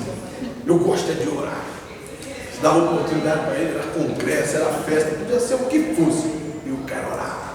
Né? Quando orinha, conheceu o Zé Ribeiro, né? Diácono Paulo. Eu quero é orar. Eu gosto é de orar. Lembrou, né, mano? Eu gosto é de orar. Nossa, graça, eu oro mesmo, né? E o prazer dele era orar. Não cantava, não pregava, né? Mas o prazer dele era estar em oração diante de Deus, pela igreja, pelos irmãos, né? Era um intercessor da igreja. Ele orava por todo mundo e ora até hoje, né? Ele é vivo ainda. Quando eu passo lá para a reunião com ele está na rota, ele Senhor, irmão, estou orando presença e estou orando por você. Um dia ele pode me ver, estou orando por você. Eu falei, amém. Ele falou que não sabia ler nada, né? Pois é. Ele ainda falava, mas eu não sei ler, eu não sei, né, cantar, mas Deus me deu um dom de orar. Né? E ele orava. Esse é um senhorzinho que gostava de orar.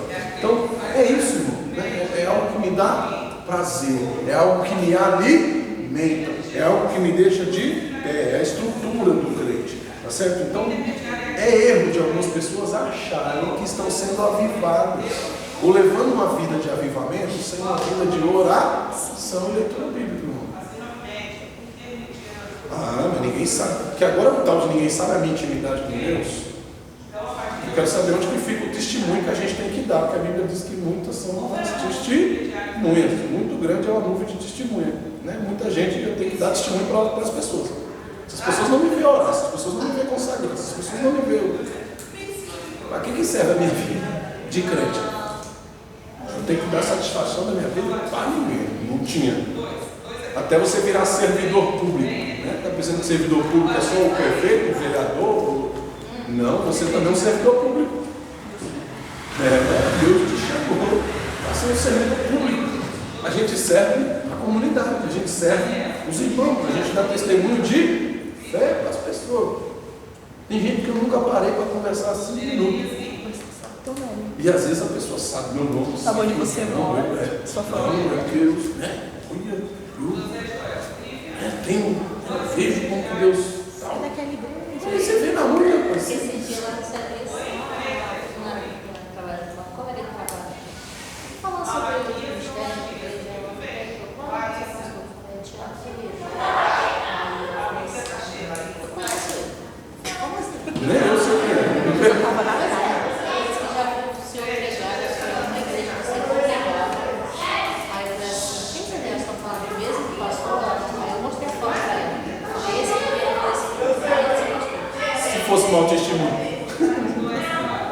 picareta.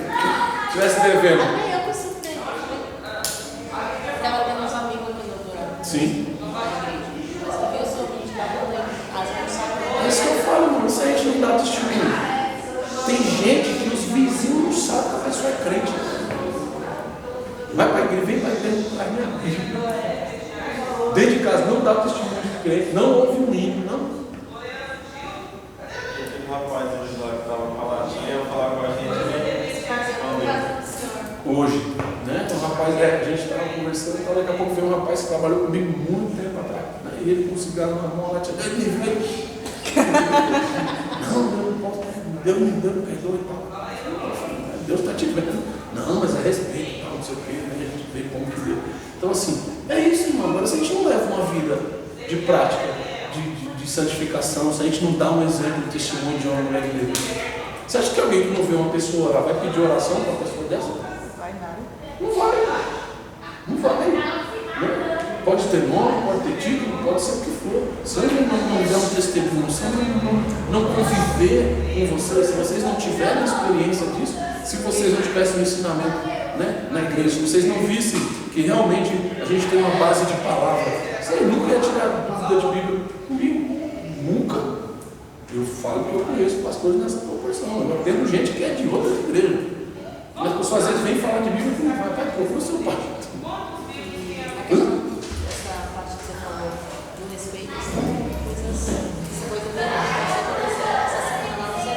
Uns respeitam você por você, pelo fato de você ser sempre assim, outro já não Sim. respeita. Tem umas meninas lá que eu disse, tem uma menina do amor, aí ela não estava jogando fundo, aí teve uma ousada que ofereceu. Tudo chega lá, que é uma pitadinha e a outra já falou respeitar. Respeita a mãe. E ela falou Essas também. palavras também, eles Ela evitam falou falar pra com ela essa assim, gente. respeita assim, ela é a nossa líder e você sabe que ela é serva de Deus. Aí ela ficou sem graça, deu meia volta assim. Pronto. Agora, se o crente não consegue ser referência no meio dos ímpios, imagina no meio dos crentes. Se a pessoa não consegue dar um testemunho de fé, um testemunho de homem e mulher de Deus no meio daqueles que não servem a Deus, você imagina no meio dos crentes. Então, são situações que a gente precisa, né, começar a levar, né, e viver, e trazer esse avivamento primeiro para a nossa vida. Por isso que eu não posso depender do outro para estar avivado. Não, eu estou avivado, como a gente está falando na outra aula, né?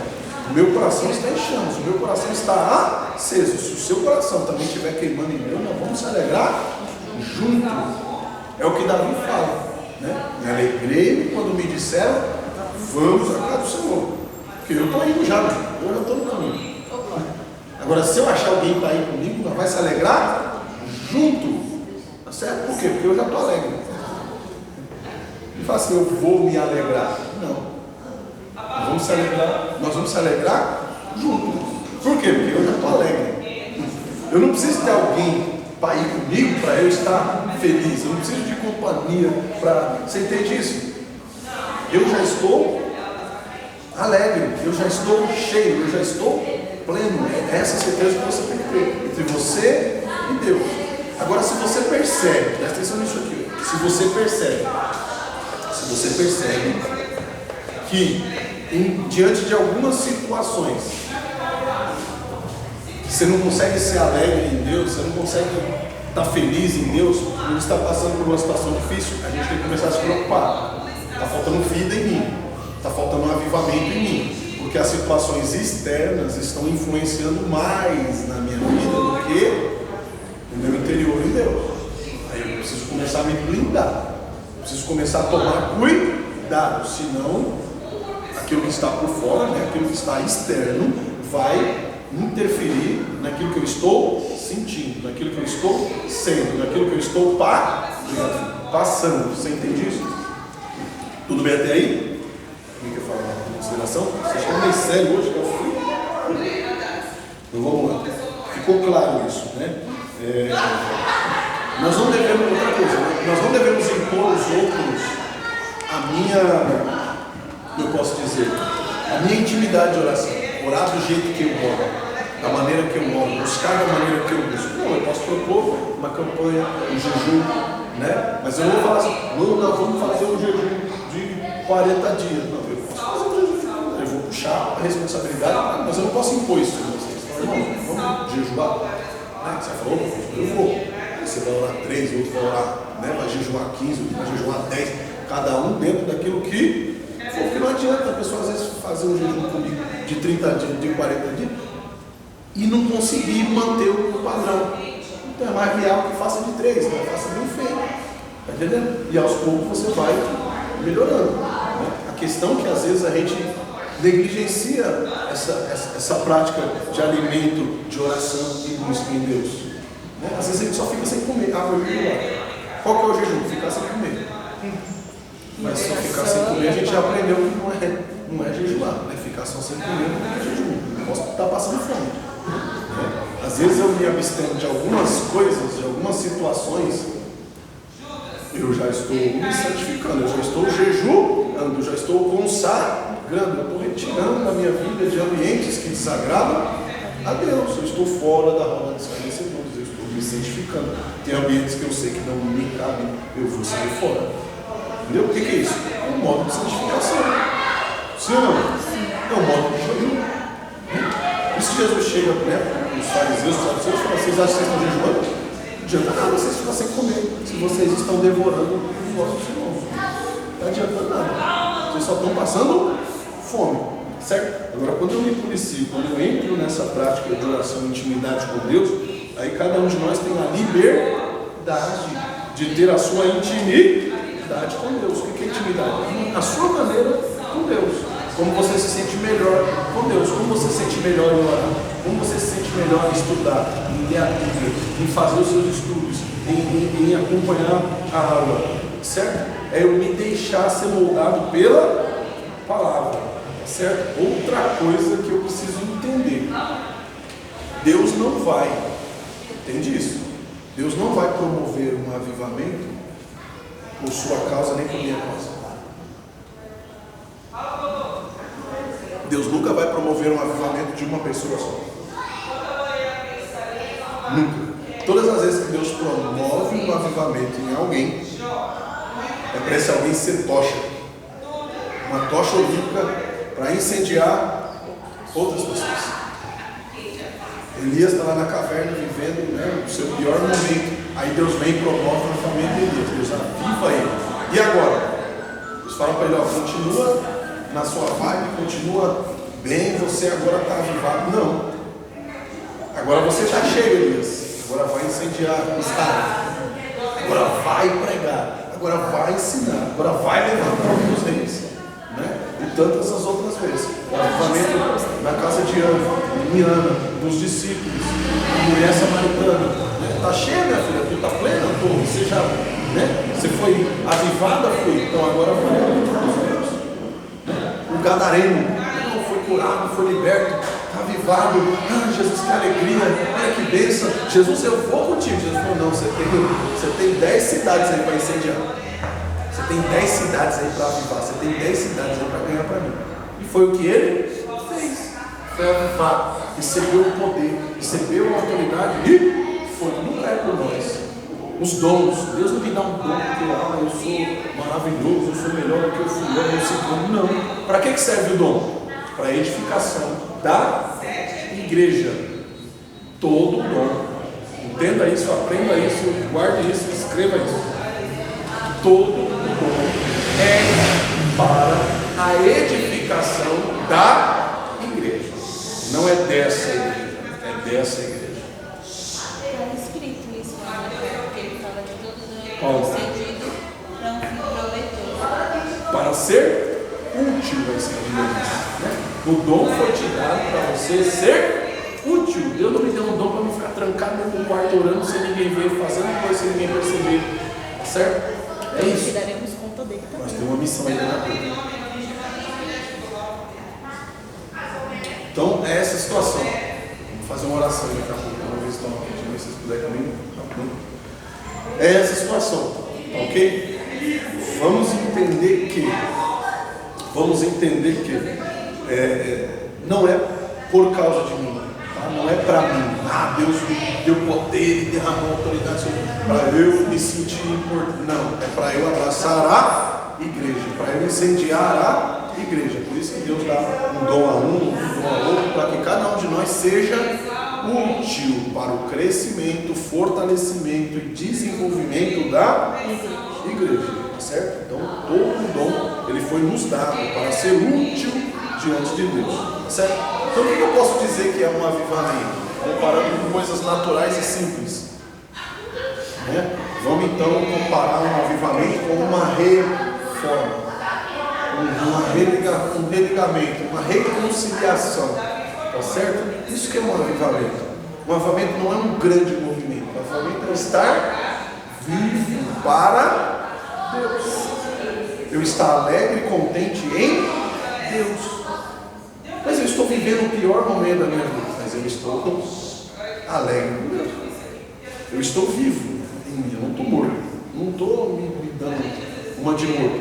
Eu estou vivo. Então, nessa situação, você consegue entender isso? Você consegue perceber que Deus ele prepara situações, Deus prepara moveres, tudo para causar uma reforma. E na reforma tem quebra-quebra? Tem quebra-quebra? Tem sujeira na reforma? Meu Deus do céu, e agora? Tem que jogar coisa fora na reforma? Tem que colocar coisas novas no lugar? Está entendendo agora? Está entendendo agora? Tem coisas que vão sair, tem coisas que vão ser quebradas, tem coisas que vão ter que ser colocadas para fora, tem coisa que vai virar sucata. Você entende isso? Tem coisa que vai ser quebrada, tem coisa que precisa ser renovada, tem coisa que precisa ser reorganizada, tem coisa que precisa ser regulada. Você entende isso? Você entende isso?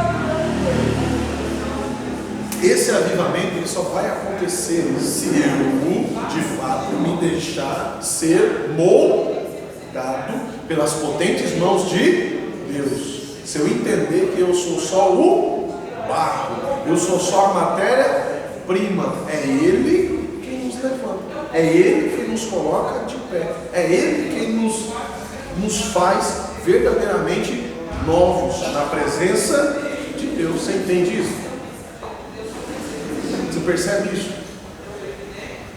Aquele rapaz que parou de moto, não ele parou de moto lá agora, porque eu fiz o sinal, é exatamente o que a gente estava falando aqui.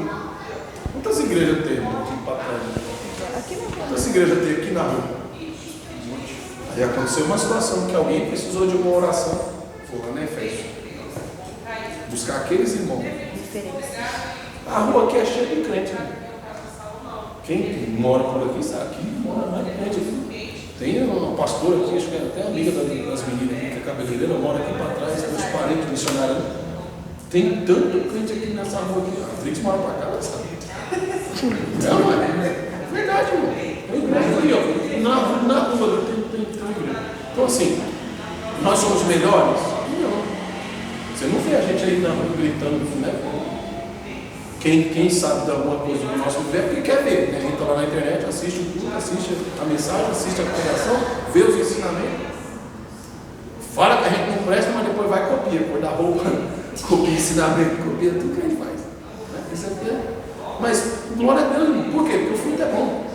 Amém, né? Porque nós estamos dando testemunho. Agora se vê se a gente aí na rua falando mal dos outros, se visse a gente, né, se estapeando aí para ele, se vissem a gente dando mau testemunho, de maneira nenhuma ninguém vinha aqui pedir ajuda para nós. Tá certo? Você entende isso?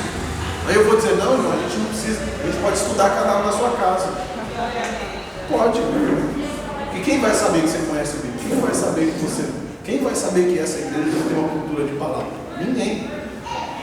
Ninguém. Como tantas outras por aí. Né? Estou cansado de ver pastor correr de pregação. Convida um, convida outro, convida um, convida outro, convida um, convida outro, convida outro, convida outro, convida outro. Se você for lá e perguntar para os membros quando foi que o pastor pregou, ele nem sabe. Entendeu? Então, a gente precisa se envolver com a palavra, deixar o poder de Deus queimar os nossos corações, deixar isso alastrar. O avivamento é quando esse fogo, essa chama aqui, ela alastra. Ela começa a pegar um a um. Pode demorar um pouco, pode não ser dentro de poucos dias, mas é necessário que aconteça. Que aconteça esse avivamento, essa renovação espiritual. Revitalização de fé também é uma maneira de avivamento, né? A pessoa reacender a chama da fé no coração. É um avivamento. É um avivamento. Tem gente que pula na igreja, que roda na igreja, que faz pirueta na igreja, mas não tem fé. É o primeiro sinal de perigo, o primeiro levantar de Satanás. A pessoa já está chorando, está murmurando, está reclamando. Falta fé, falta avivamento. Uma pessoa viva em Deus nem sempre vai ser, né, a pessoa que manifesta em formas corporais. Às vezes a pessoa chega de fé, a pessoa chega perto da pessoa, não sei, estou para desistir. Você fala o quê, rapaz? Deus está na sua vida, Deus vai mudar essa situação. A pessoa toma até aquele choque de realidade, né? Sai até animado, né? O que é isso? A pessoa está viva. Gosta mesmo. Quiser morrer, passa perto de alguém que está vivo, não, porque ele vai te acender a chama da vida no seu coração, né? Por quê? Porque a pessoa está cheia de Deus, está cheia de vida, está cheia de virtude para passar aos outros, né? Agora se pega um que está morrendo, mas ele não morre mesmo, que eu já vou morrer logo na sequência. Cai duro aí que eu estou caindo para cá. Morre lá, que eu estou morrendo, né? Mas não, a pessoa que realmente ela tem vida em Deus, ela consegue transferir isso, ela consegue transmitir isso. E é isso que Jesus está falando. Eu quero que vocês tenham vida. Jesus não está falando assim, eu quero que você seja milionário, eu quero que você seja bem sucedido nos negócios, eu quero que você tenha o melhor emprego. Não é isso que Jesus está falando. Jesus está falando, eu quero que você viva. Que você sinta Deus se movendo através da sua vida. Que você seja vivo. Que quando você encontre um doente, seja como a sombra de Pedro. Saia a virtude de você. A pessoa olha e fala, o que aconteceu? Meus remédios que eu tomei teve o efeito desse abraço que você me deu. O que aconteceu? O que é isso? Vai dizer, é vida. O que é isso? É Deus. O que é isso? É a presença de Jesus te visitando. Eu não sou nada, só o canal. Tá certo? Eu sou a embalagem do remédio. O remédio verdadeiro é Ele. Você consegue entender isso? É isso que Jesus espera de nós, né? Essa vida. E quando a gente transpira, quando a gente respira, a pessoa sinta Deus em nós. Essa é a sua responsabilidade, essa é a minha responsabilidade. Que você seja luz, que você seja sal, que você seja a vida no meio do povo. Amém? Para isso eu preciso de uma vida de oração, obediência à palavra de Deus e união e amor.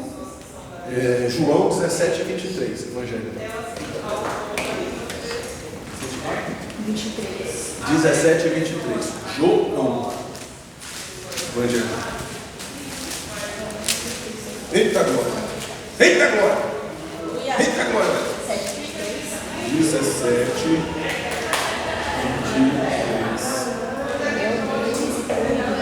A fim de que sejam aperfeiçoados na unidade para que o mundo conheça. Está escrito aí? Eu neles. Eu neles e tu em mim, a fim de que sejam aperfeiçoados na unidade, para que o mundo conheça que tu me enviaste e os amaste, como também amaste a mim. Eu sou mais próximo de Deus, é isso que Jesus está falando. Eu sou mais próximo de Deus que vocês vão conhecer. Então é melhor vocês se aproximarem de mim. Mas saibam de uma coisa, eu estou próximo dele. E logo nós estamos juntos. Não é isso.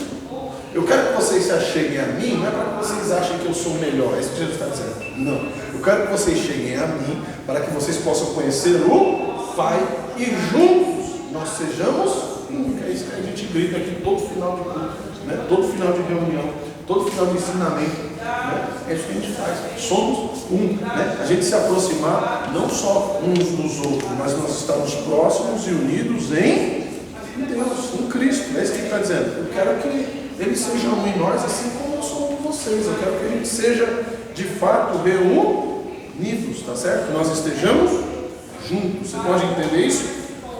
Amém? Glória a Deus. João 14, voltar um pouquinho aqui, 14 e 15. O que vai dizer lá?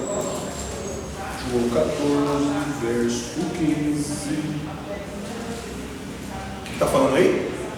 E amais, guardais os meus mandamentos. Como que Jesus sabe que eu o amo? Eu tenho o dom do louvor, eu canto, eu tenho o dom da pregação, eu prego, eu consigo chamar a atenção das pessoas para estar comigo. Então, dessa maneira, demonstra que eu amo a Deus? Não, nenhuma dessas coisas é demonstração de amor por Jesus. Mas eu sou um obreiro agora, eu recebi uma consagração, eu tenho um nome na igreja, agora Jesus sabe que eu sou íntimo dele, agora Jesus sabe que eu amo. Não. O que vai declarar o meu amor? O que é prova de amor do crente para Deus? Quando ele guarda a palavra, quando ele guarda o ensinamento, quando ele consegue deixar isso aqui, vivo dentro do seu coração. Isso é prova de amor.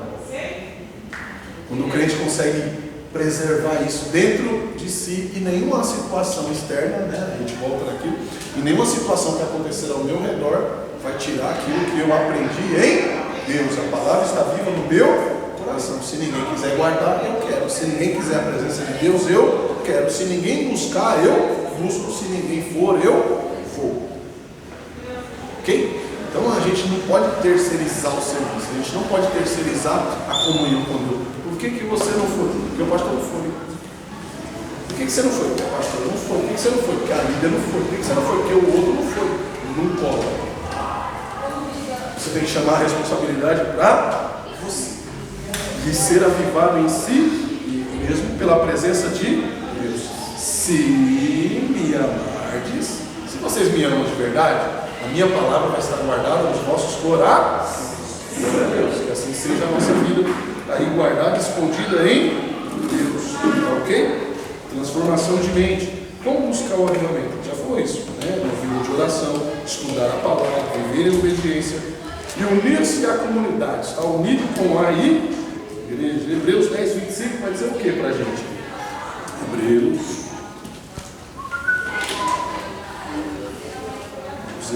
10, 25.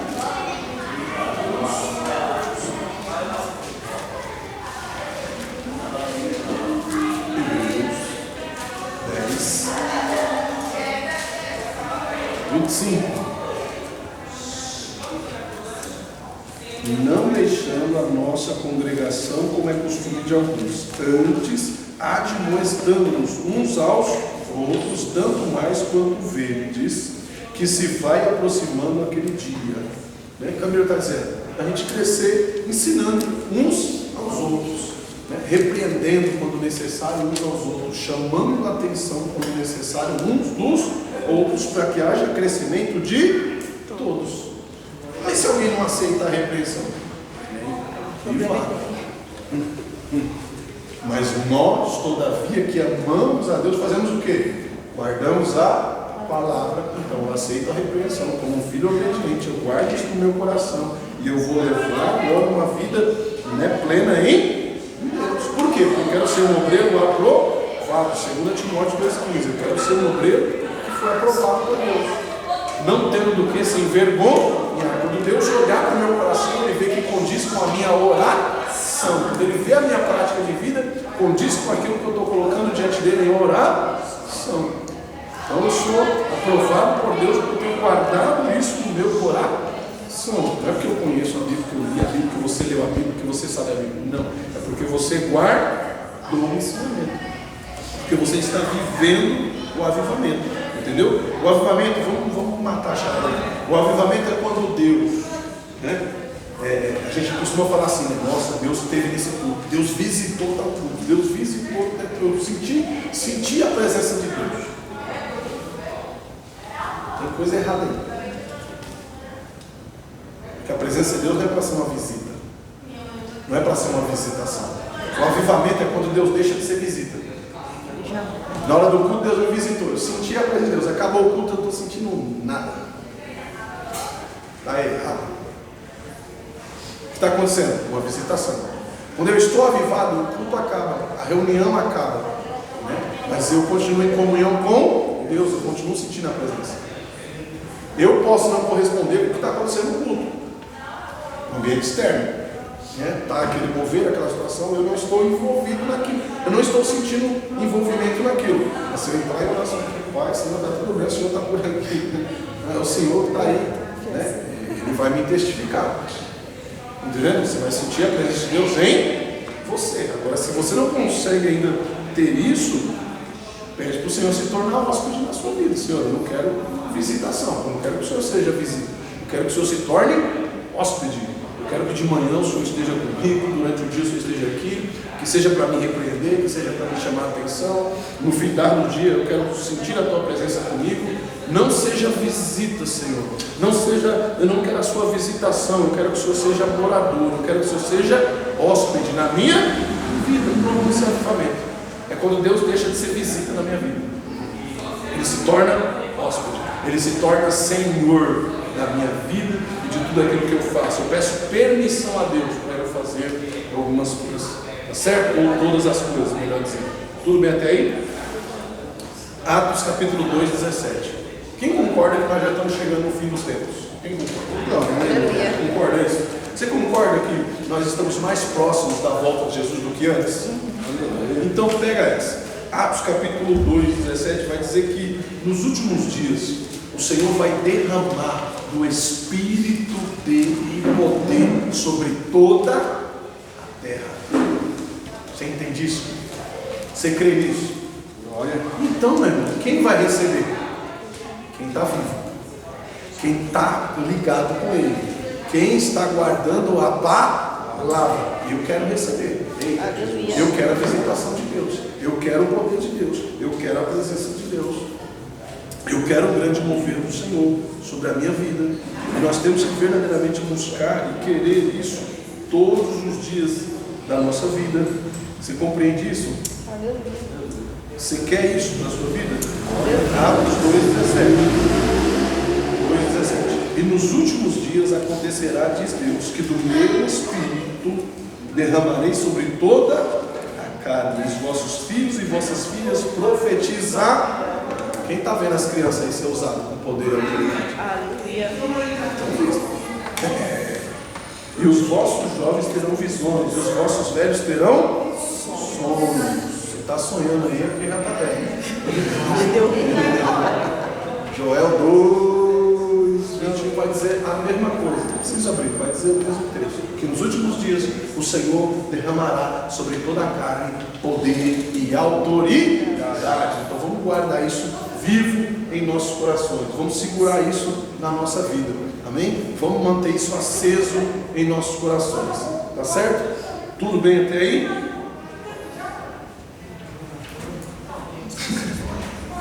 Não tem problema. Amém? Glória a Deus. Lembre-se que o avivamento é uma experiência transformadora.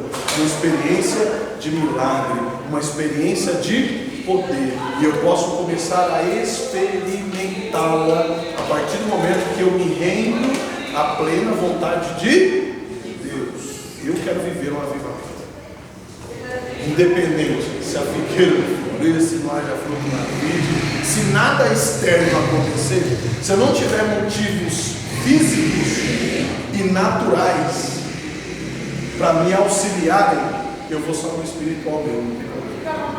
Eu vou só pelos olhos da fé mesmo, não tem problema. Você entende isso? É isso que Deus espera de você.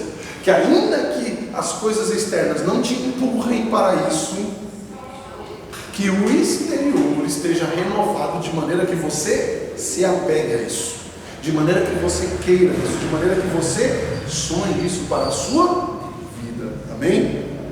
Uma pergunta até aí, nós vamos matar aqui esse assunto. Dá para se aprofundar mais? Dá. Mas aí nós vamos ter que envolver outros textos, vamos precisar de muitas situações, mas assim, para abrir a sua visão acerca do que é um real avivamento, porque senão a gente continua tendo manifestações e visitações e acha que isso é avivamento e a gente não busca o suficiente, porque a gente acredita que já está vivendo um avivamento e ainda não é um avivamento. Estamos recebendo uma visitação. Mas o que nós queremos? É uma visitação? Não. Nós queremos que o Senhor se torne hóspede, não só das nossas vidas e também desse lugar. Nós queremos que o Senhor verdadeiramente esteja 100% dentro da nossa vida e das nossas decisões. Então, a partir de hoje, a minha oração é para que o Senhor não seja mais visita, nem na minha vida, nem na tua vida. É que o Senhor verdadeiramente se torne hóspede, Senhor, da tua vida, da tua casa, dos teus negócios, das tuas decisões. Que o Senhor esteja na frente de tudo e você seja bem sucedido em toda a obra que você estender as tuas mãos. Porque se você estava sentindo que estava lutando sozinho, guerreando sozinho, o Senhor se levanta hoje por auxiliador da tua vida. O Senhor te chama hoje para viver um avivamento em Deus. O Senhor te chama hoje para viver grandes experiências de milagre na presença do Senhor. Se a sua fé é uma fé natural, o Senhor te chama hoje para viver uma fé sobrenatural em Deus. O Senhor te chama hoje para experimentar o invisível. O Senhor te chama hoje para experimentar uma grandeza do poder de Deus sobre a tua vida. Amém? Amém. Glória a Deus. Declaro vida sobre a tua vida, declaro paz sobre a tua vida, declaro que cesse-se as vozes interiores e que você consiga ouvir e obedecer e guardar os mandamentos de Deus. Amém? Amém. Curva a sua cabeça, sentado mesmo, e vamos fazer essa oração. Querido Deus, amado Pai, nós te louvamos, Senhor, por mais esse ensinamento, te louvamos, Senhor, pela tua presença, que foi percebida, Senhor, no nosso meio nessa noite. Senhor, nós te agradecemos, ó Pai, por tudo que o Senhor operou, por tudo que o Senhor falou, por tudo que o Senhor nos ensinou, ó Pai, nessa noite, que o Senhor possa nos despertar, ó Deus, em Ti. Que o Senhor possa chamar, ó Deus, a nossa atenção, que nós possamos querer cada vez mais, Senhor, do Teu poder e da Tua presença. Que nós não venhamos nos contentar, Senhor, com a Sua visitação, mas que verdadeiramente, ó Pai, nós possamos chamar a Sua atenção, para que o Senhor viva através de cada um de nós. Nós possamos dizer, Senhor, como disse o apóstolo Paulo, não vivo mais eu, mas Cristo vive através de mim. Que o Senhor encontre espaço para viver, Senhor, através da vida de cada um aqui. Que cada frustração, que cada sofrimento, que cada choro que tem impedido, ó Pai, os teus filhos de viver essa chama, de serem acendidos, ó Pai, em Ti, de terem vidas em si mesmo, que caia por terra hoje em nome de Jesus. E que a chama, Senhor, do Teu poder, do avivamento, ela aumente 7 vezes mais na vida dos Teus filhos, Senhor. E mais 7 vezes, e mais 7 vezes sobre a vida dos Teus filhos, para a honra e glória do Teu nome, Senhor. É o que eu te peço, eu te agradeço. Que eles possam experimentar, ainda nos próximos cultos, Senhor, essa viração de chave sobre a vida deles. Em nome de Jesus, Senhor, que nós te pedimos e te agradecemos para a honra e glória do Teu reino, Jesus. Amém? Glória a Deus. E que o grande amor de Deus, a graça do nosso Senhor e Salvador Jesus Cristo, e a comunhão e as consolações do Espírito Santo de Deus seja sobre a vida de cada um de nós, até a volta do nosso Senhor e Salvador Jesus Cristo. Diz comigo? Amém.